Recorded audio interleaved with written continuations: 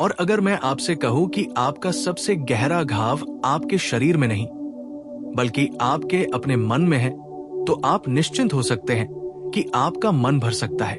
इसे रोज सुने और आप देखेंगे कि कैसे सब कुछ बदल जाता है। आज आप पाएंगे कि आप अपने विचारों के कैदी नहीं हैं, बल्कि एक असीम शक्ति के रक्षक हैं, जो आपके दुख को शांति में बदलने में सक्षम है। बुद्ध ने सिखाया कि दर्द की जड़ आपके साथ बाहर क्या होता है उसमें नहीं है, बल्कि इसमें है कि आपका मन उसे कैसे व्याख्यायित करता है। और यही कुंजी है। अगर आप उसे देखना, उसे प्रशिक्षित करना सीख जाते हैं, तो आपका मन उपचार में आपका सबसे बड़ा सहयोगी बन सकता है। मैं सिद्धांतों या खोखले वादों की बात नहीं कर रहा हूं। यह सदियों से परखा हुआ एक प्रशिक्षण है जो आज भी प्रासंगिक है, क्योंकि ये उस प्रश्न का उत्तर देता है जो हम सभी चुपचाप खुद से पूछते हैं। हम कम दुख के साथ कैसे जी सकते हैं? कल्पना कीजिए कि अगर आपकी चिंता, आपका अपराध बोध या आपका डर आपको निगलने के बजाय आपके शिक्षक बन जाए, कि हर विचार दुश्मन न होकर आपकी अपनी स्वतंत्रता का द्वार हो। यही बौद्ध धर्म का वादा है कि आपके भीतर शांति का एक विशाल सागर जागृत होने की प्रतीक्षा कर रहा है। इस वीडियो के अंत तक मेरे साथ बने रहिए, क्योंकि आप सिर्फ प्रेरणादायक शब्द ही नहीं सुनेंगे, आपको एक स्पष्ट, सरल और गहन रूप से परिवर्तनकारी विधि मिलेगी, जिसे आप आज से ही अपने मन को शांत करने और अपने हृदय को स्वस्थ करने के लिए लागू कर सकते हैं। क्योंकि अगर आप इन शिक्षाओं को रोजाना दोहराएं, किसी खोखले कर्मकांड की तरह नहीं, बल्कि एक अंतरंग अनुस्मारक की तरह, तो आप देखेंगे कि आपका जीवन कैसे बदल जाता है। ये किसी बाहरी चीज पर विश्वास करने के बारे में नहीं है, बल्कि उस ज्ञान को जगाने के बारे में है जो आपके भीतर पहले से ही मौजूद है। लेकिन यहाँ बड़ा सवाल उठता है, अगर हम सभी में मन से उपचार करने की क्षमता है, तो बहुत कम लोग इसे क्यों खोज पाते हैं? बहुत कम लोग अपने मन की शक्ति को खोज पाते हैं। इसका कारण सरल है। हम बाहरी चीजों से सम्मोहित होकर जीते हैं। हम मानते हैं कि हमारी खुशी इस बात पर निर्भर करती है कि दूसरे क्या करते हैं, हमारे पास क्या है, या हम क्या खोते या पाते हैं। इसलिए जब कुछ बदलता है और हम जानते हैं कि सब कुछ बदल रहा है, तो हमें लगता है कि जीवन हमारी शांति छीन लेता है। बुद्ध ने दामपद में इसे स्पष्ट रूप से कहा है, मन सभी चीजों का अग्रदूत है। अगर आप शुद्ध मन से बोलते या कार्य करते हैं, तो खुशी आपकी परछाई की तरह आपका पीछा करेगी। इसका क्या अर्थ है? बाहरी दुनिया चाहे कितनी भी अव्यवस्थित क्यों न हो, अगर आप अपने मन को नियंत्रित करना सीख जाते हैं, तो आपका आंतरिक भाग शांत रह सकता है।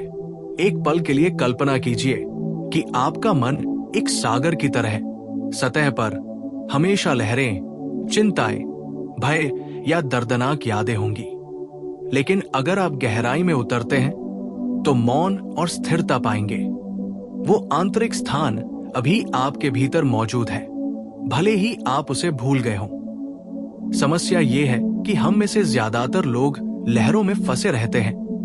हर विचार से ऐसे लड़ते हैं जैसे वो वास्तविक हो, मानो वो हमें परिभाषित करता हो। और यही संघर्ष हमें थका देता है, हमारी ऊर्जा छीन लेता है और हमें ये एहसास कराता है कि हमारे पास कोई रास्ता नहीं है। तो पहला व्यावहारिक सबक यह है, अपने मन का अवलोकन उसी तरह करें जैसे आप आकाश का अवलोकन करते हैं। बादल आते जाते रहते हैं, लेकिन आकाश कभी कलंकित नहीं होता। आपके विचार आप नहीं हैं, वे क्षणिक घटनाएं हैं। और जब आप इसे समझ जाते हैं, तो भीतर कुछ बदल जाता है। अब आप अपनी भावनाओं के गुलाम नहीं रहते, आप उनके साक्षी होते हैं। और यही आश्चर्यजनक बात है। दृष्टिकोण में ये सरल बदलाव ही उपचार की शुरुआत है, क्योंकि जब आप दर्द से अपनी पहचान जोड़ना बंद कर देते हैं, तो दर्द आप पर अपनी शक्ति खो देता है। लेकिन जाहिर है, आप सोच रहे होंगे कि रोजमर्रा की जिंदगी की जिम्मेदारियों, चिंताओं और लगातार शोर शराबे के बीच आप इस विचार को कैसे अमल में ला सकते हैं। अब जब आप जानते हैं कि आपके विचार आप नहीं, बल्कि गुजरते बादल हैं, तो अगला कदम है उन बादलों को शांति से देखना सीखना, उनसे लड़े बिना। और यहाँ पहला व्यावहारिक अभ्यास आता है, सरल फिर भी गहराई से रूपांतरित करने वाला। कुछ पल मौन में बैठें। आपको किसी मंदिर या खास गद्दे की जरूरत नहीं है। एक कुर्सी, आपका बिस्तर या बस की सीट भी काम आएगी। अपनी आंखें बंद करें और अपना ध्यान अपनी सांसों पर केंद्रित करें। कुछ भी बदलने की कोशिश न करें, बस हवा को अंदर बाहर आते जाते महसूस करें।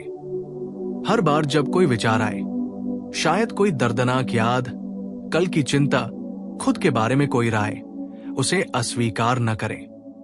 बस खुद से कहें, ये एक विचार है और ये गुजर जाएगा। फिर अपनी सांसों पर वापस लौटें। ये सरल भाव उस मानसिक प्रशिक्षण की शुरुआत है जिसके बारे में महान तिब्बती आचार्यों ने बात की थी। ये दबाने या लड़ने के बारे में नहीं है, ये समझने के बारे में है कि हर भावना, चाहे कितनी भी तीव्र क्यों न हो, एक लहर की तरह है जो उठती और गिरती रहती है। इस अभ्यास को रोजाना दोहराकर, भले ही ये कुछ मिनटों के लिए ही क्यों न हो, आप अपने मन को स्वचालित रूप से प्रतिक्रिया न करने के लिए प्रशिक्षित करते हैं। आप जो महसूस करते हैं और जो करते हैं उसके बीच एक आजादी का स्थान पाते हैं, और उस स्थान में आपकी उपचार करने की शक्ति का जन्म होता है। लामाए ने इसे स्पष्ट रूप से समझाया, आपका मन एक सागर है, लेकिन आप ये मानकर जीते हैं कि आप केवल सतह पर झाग है। जब आप रुकते हैं, सांस लेते हैं और निरीक्षण करते हैं, तो आपको एहसास होता है कि आप किसी भी गुजरती भावना से कहीं अधिक गहरे हैं। अब आप सोच रहे होंगे, क्या यह सच है और क्या इतनी सी बात मेरी जिंदगी बदल सकती है? जवाब है हाँ, लेकिन एक शर्त के साथ, निरंतर अभ्यास। जैसे शारीरिक व्यायाम से शरीर मजबूत होता है, वैसे ही ध्यान से मन मजबूत होता है। और सबसे खास बात यह है कि बदलावों को महसूस करने के लिए आपको महीनों इंतजार करने की जरूरत नहीं है।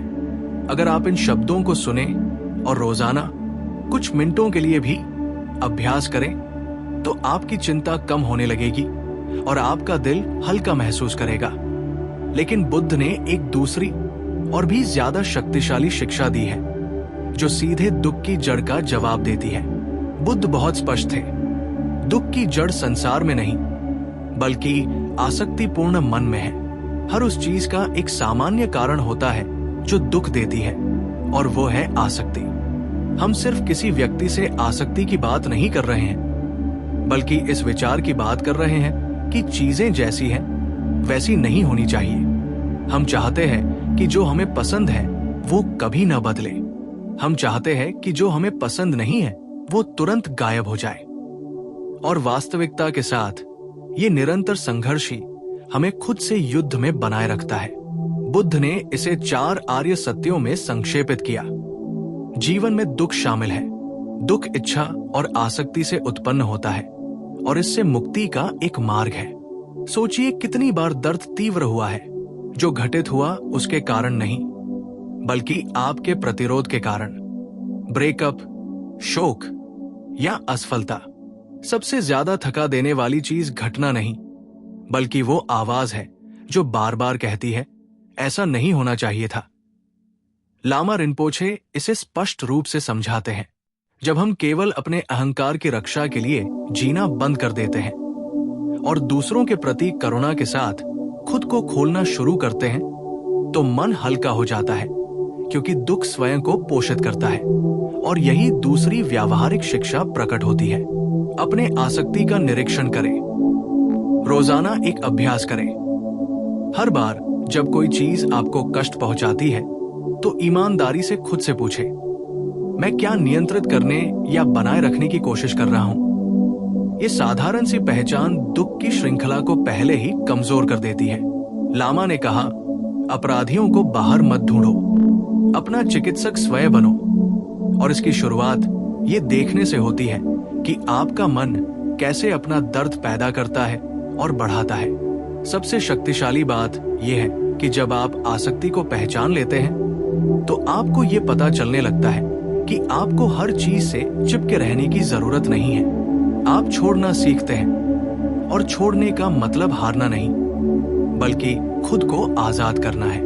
अब आप सोच रहे होंगे कि परिवार, काम और इतनी सारी जिम्मेदारियों से भरे अपने रोजमर्रा के जीवन में मैं छोड़ने का अभ्यास कैसे कर सकता हूं? छोड़ने की शुरुआत करने के लिए आपको दुनिया का त्याग करने या अपनी जिम्मेदारियों से भागने की जरूरत नहीं है। छोड़ना एक आंतरिक प्रशिक्षण है। ये सीखना है कि अपनी शांति को उस चीज से न बांधें जिसे आप नियंत्रित नहीं कर सकते। यहाँ एक व्यावहारिक अभ्यास है। किसी ऐसी चीज के बारे में सोचें जो आज आपको तनाव दे रही है। ये कोई आर्थिक चिंता हो सकती है, कोई पारिवारिक विवाद हो सकता है, या कोई पूरी न हुई उम्मीद हो सकती है। चुपचाप बैठें और अपने मन में उस बोझ का निरीक्षण करें। फिर धीरे से दोहराएं, ये भी बीत जाएगा। ये एक साधारण वाक्यांश लगता है, लेकिन इसमें अपार शक्ति है। हर बार जब आप नश्वरता को याद करते हैं, तो आप आसक्ति को कमजोर करते हैं, क्योंकि आप समझते हैं कि कुछ भी हमेशा के लिए नहीं रहता। न दुख, न खुशी, न हार, न उपलब्धियां, सब कुछ बहता रहता है। दलाई लामा ने मन के प्रशिक्षण में सिखाया कि जब हम हार को भी स्वीकार करते हैं और दूसरों को जीत प्रदान करते हैं, तो हमारा हृदय अधिक मुक्त हो जाता है। और हालांकि ये मुश्किल लग सकता है, ये अभ्यास जिसे हम नुकसान कहते हैं, उसे करुणा में विकसित होने के अवसर में बदल देता है। गुरु गेसिल लामसांग ने इसे हृदय स्पर्शी सलाह के साथ संक्षेप में प्रस्तुत किया। सबसे महत्वपूर्ण बात अपनी परिस्थितियों को बदलना नहीं, बल्कि अपने मन के उनसे जुड़ने के तरीके को बदलना है।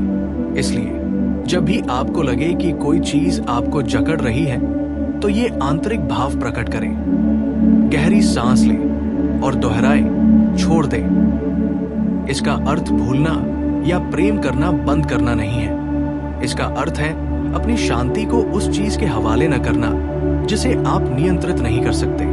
और सबसे दिलचस्प बात यह है कि जब आप छोड़ना सीखते हैं, तो आपको एक विरोधाभास का पता चलता है। आप जिससे प्यार करते हैं, उसका अधिक आनंद लेते हैं, क्योंकि अब आप उसे भय से नहीं रखते। आप कृतज्ञता के साथ उसकी सराहना करते हैं। ये एक हल्के मन का मार्ग है, एक ऐसा मन जो चिपकता नहीं, जो जीवन का विरोध करने के बजाय उसके साथ बहता है। लेकिन यहाँ एक महत्वपूर्ण प्रश्न उठता है, हम अपने मन को कैसे मजबूत कर सकते हैं ताकि वो न केवल जाने दे, बल्कि दर्द को करुणा में भी बदल दे। दुख को हमेशा टाला नहीं जा सकता, लेकिन उसे रूपांतरित किया जा सकता है। बुद्ध ने सिखाया कि जब हम दर्द से लड़ना बंद कर देते हैं और उसे ज्ञान से देखते हैं, तो वही दर्द करुणा का बीज बन जाता है। जरा सोचिए, अगर आपने कभी दुख महसूस नहीं किया होता, तो क्या आप सचमुच दूसरों के दुख को समझ पाते? अगर आपने कभी नुकसान का अनुभव नहीं किया होता, तो क्या आप सच्चे दिल से दूसरों के दर्द को गले लगा पाते? आपके अंदर का हर जख्म दूसरों के दिलों तक पहुंचने का सेतु बन सकता है।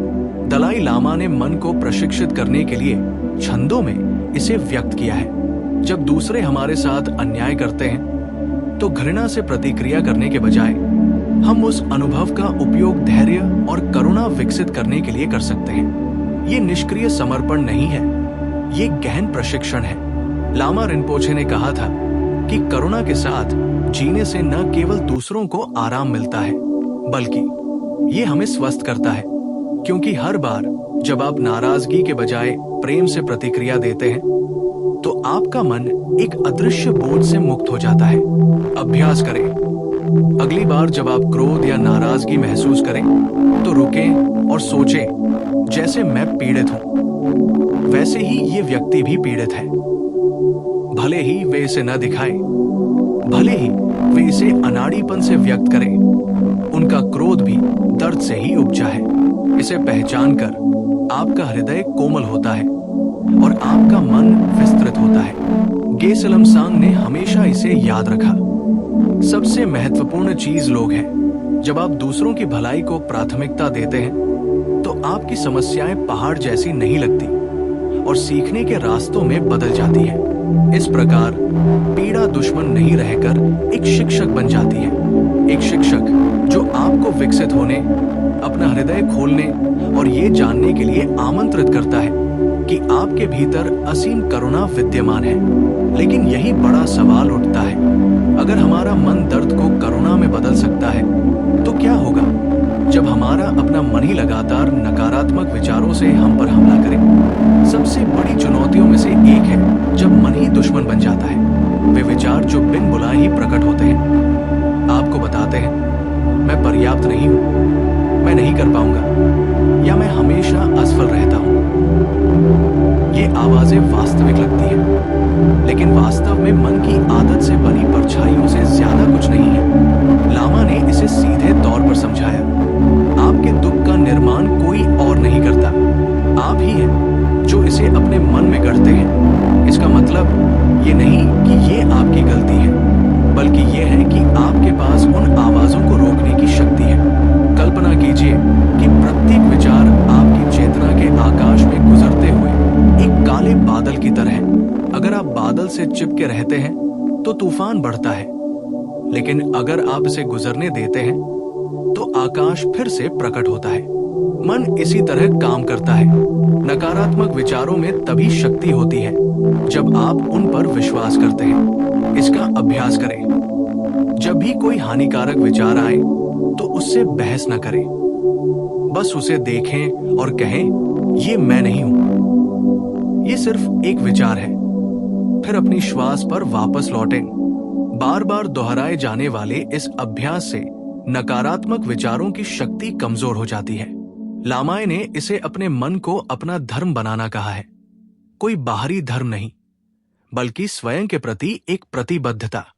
अपने मन में जो कुछ भी रहने देते हैं उसका ध्यान रखें। और यदि आप और गहराई में जाना चाहते हैं तो गुरु संतिदेव ने शून्यता पर अपनी शिक्षाओं में हमें इसकी याद दिलाई है। हमारे विचारों और भावनाओं का कोई ठोस अस्तित्व नहीं है। वे उत्पन्न होते हैं, बदलते हैं और विलीन हो जाते हैं। इसे समझना उस सपने से जागने जैसा है जिस पर आप बहुत लंबे समय से विश्वास करते आ रहे थे। जब आप इस अंतर्दृष्टि का अभ्यास करते हैं तो आपके विचार अब बंधनों से मुक्त हो जाते हैं। आप पाते हैं कि आप किसी भी आंतरिक आवाज से महान हैं, और ये स्वतंत्रता एक तात्कालिक राहत की तरह महसूस होती है, मानो आपके कंधों से कोई भार उतर रहा हो। यदि सब कुछ मन से उत्पन्न होता है तो हम इस सत्य का उपयोग न केवल स्वयं को दुखों से मुक्त करने के लिए, बल्कि एक अधिक पूर्ण और सचेतन जीवन बनाने के लिए भी कैसे कर सकते हैं? यदि मन में दुख उत्पन्न करने की शक्ति है तो उसमें सुख उत्पन्न करने की भी शक्ति है। बुद्ध ने सिखाया कि हम जो कुछ भी है वो हमारे विचारों का परिणाम है। इसका अर्थ है कि आपकी वर्तमान वास्तविकता आपके पिछले मन का प्रतिबिंब है, और आपका भविष्य इस बात पर निर्भर करेगा कि आप आज अपने मन को कैसे प्रशिक्षित करते हैं। लामा सोपा रिनपोछे ने इसे स्पष्ट रूप से समझाया। करुणा और प्रेम का प्रत्येक विचार मन पर एक सकारात्मक छाप छोड़ता है। ये छापे आगे चलकर कल्याण, सफलता और आंतरिक शांति में फलती फूलती है। इसी प्रकार घृणा और आक्रोश के विचार बीज बोते हैं जो दुख में अंकुरित होते हैं। अपने मन को एक बगीचे की तरह कल्पना करें।